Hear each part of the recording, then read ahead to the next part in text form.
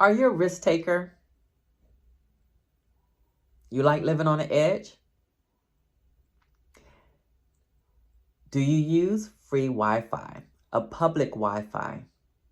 If so, stay tuned. I want to talk specifically to you. I am Dr. Bonita Best, also known as Bo Best, Bo the Model. This is my YouTube channel, Bo Knows Beauty, where I share tips and best practices on the following topics: modeling in the fashion industry, becoming a human dream catcher, and protecting your digital life from a cybersecurity standpoint.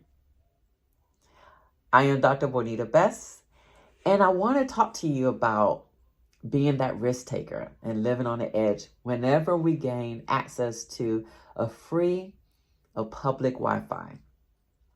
Now, you can gain access to the free Wi-Fi or public Wi-Fi through the airport, the library, walking around in your local towns, because some of the towns enable free Wi-Fi.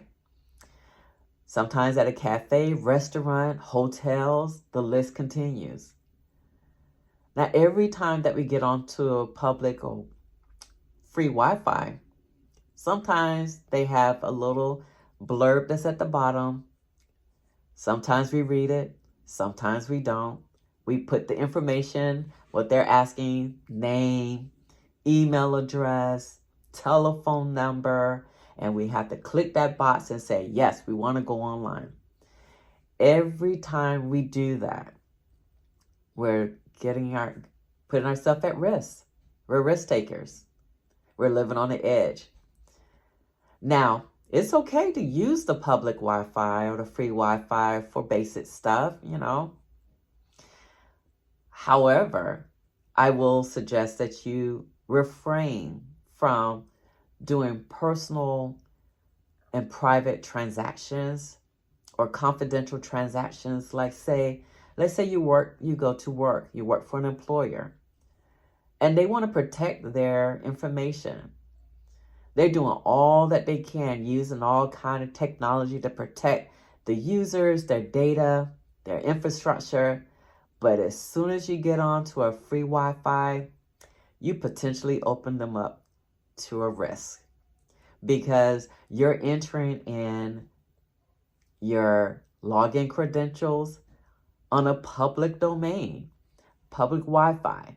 You don't know who's watching and monitoring, potentially diverting information when you're logging on to your employer's site. Let's say you want to pay a bill. You log on, you put in your credentials. Maybe you're updating your personal information. Maybe you're putting in a credit card number. Let's say you're shopping. I won't call any names what some of these shopping sites that we go to. And we gotta have that item. You whip up your credit card. You enter that information in. Put in your credit card, the digits in the back, the secure code.